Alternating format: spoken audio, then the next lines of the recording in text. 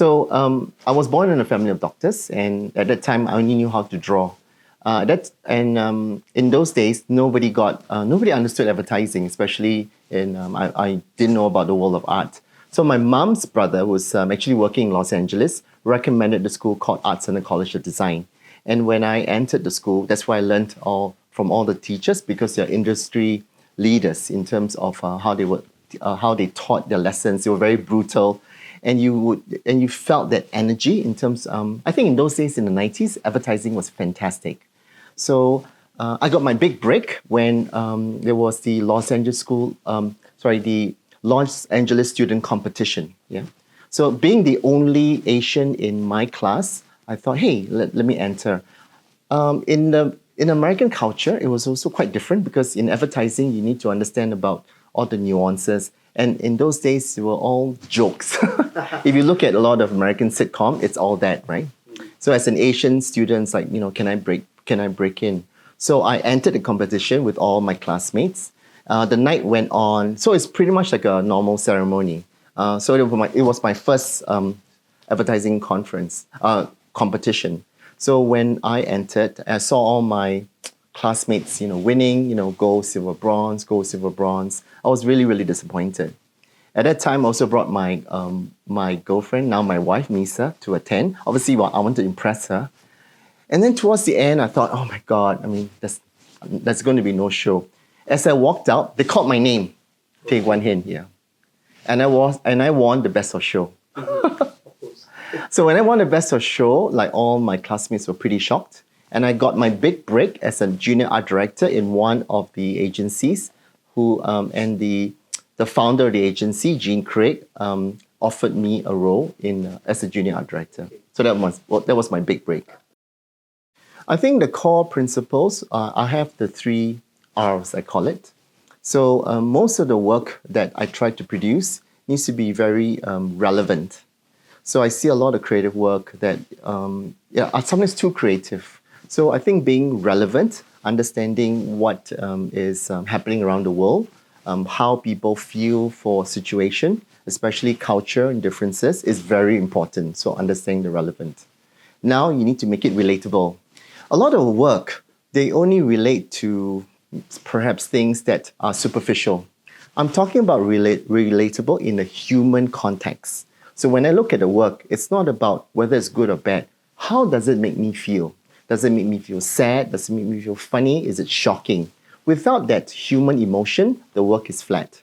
And the last one is being real, authentic. Right now, if you look at social media, TikTok, Instagram, if you don't have a real personality, you get cancelled, or nobody sort of relates to you. So being real is important. So relevant, relatable, and real.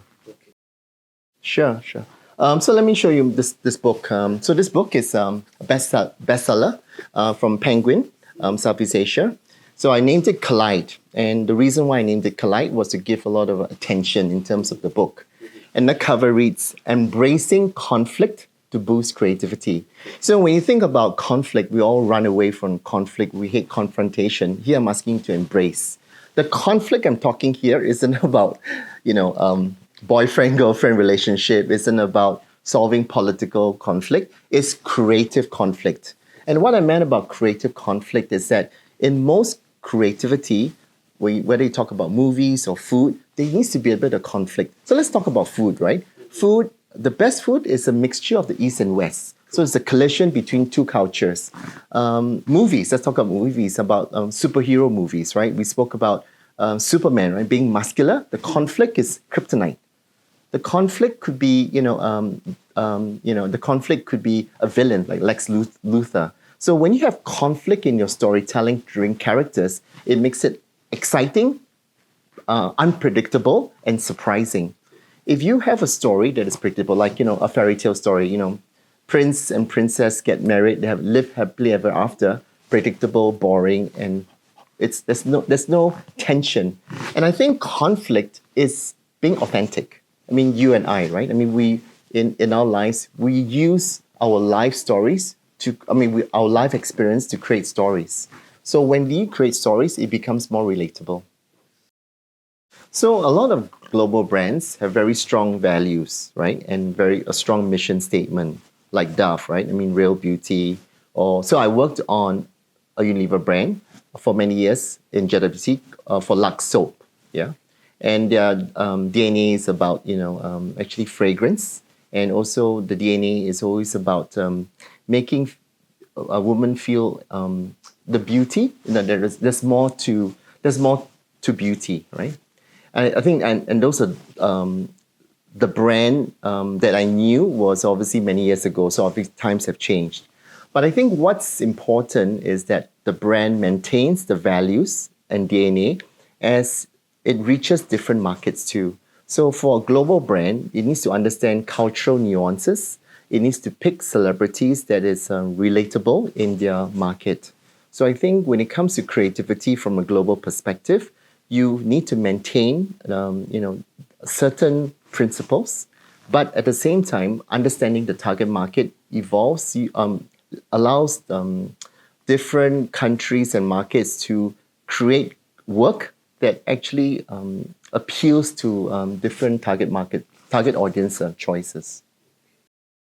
It's a very good question here. So in 2010, I was so excited to be the first Southeast Asia Cannes jury president for outdoor, right?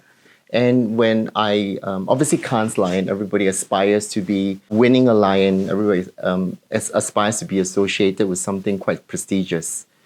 So when I did the jury president in terms of the whole process, one of the most important thing was to ensure that every jury member has a voice. So I think that helps me to try and navigate in terms of the discussion in the room. Understanding different people from different cultures is also very important. So there are some cultures, obviously, that are more outspoken. There are some cultures that's a bit more quiet.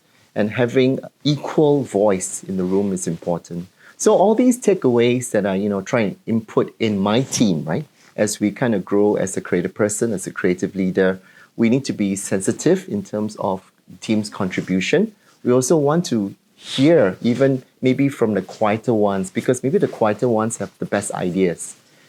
And at the same time, I think it also raises the bar. So when you are involved in a very competitive competition that everybody tries to outdo each other, it allows me to also try and inspire teams or try and push teams to say, hey, I've seen this work, many years ago. Can you do better? So I think my learning is to really help to take all these different perspectives and share it with my teams. But at the same time, as I'm sharing, the teams also push me too to become even better. So I think it's quite, it's something that I constantly learn, and I don't think you can ever stop learning.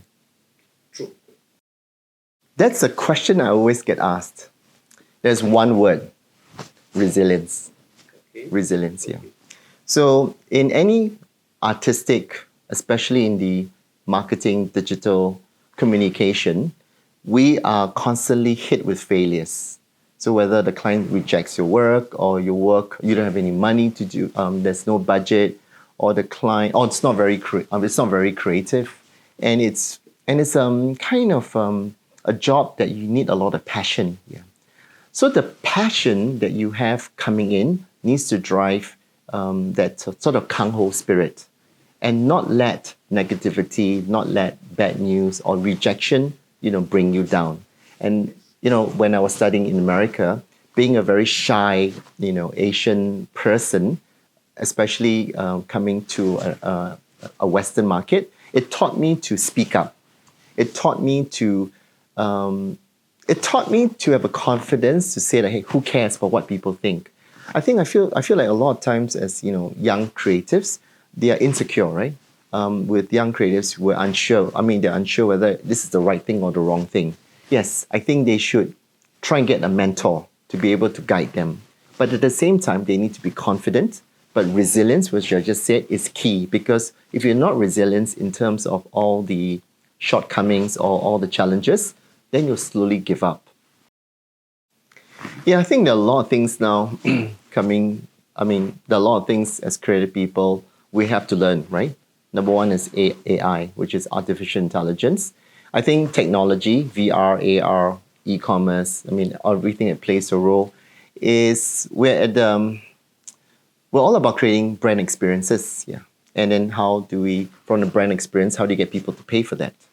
I think if you look at what Apple is doing, right? I mean, everything is paid, online.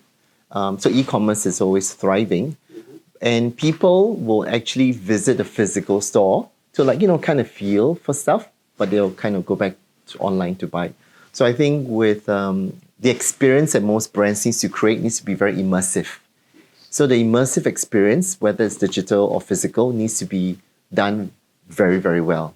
So using digital platforms, you can actually target different consumers, and it's the personalization. So they'll figure out what you're looking for, what your passion points are, what do you do, what do you eat, every single thing, right? And then they'll find ways to sort of target you at the right time, at the right place. Yeah. And if the price is affordable, obviously you get a simple sale.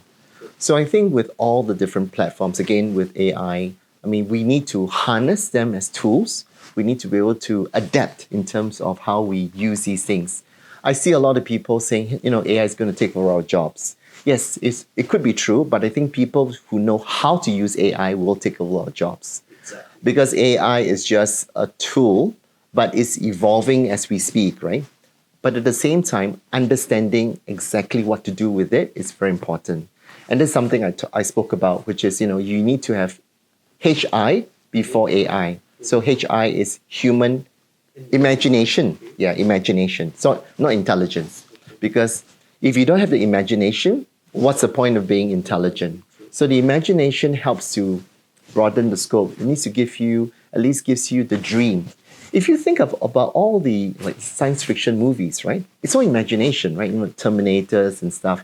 Or you look at a lot of movies, and some of the gadgets became real life today. I mean, there's some, before we had FaceTime, there were gadgets that people could speak through their phone, right? Using videos. That didn't happen until a few years ago.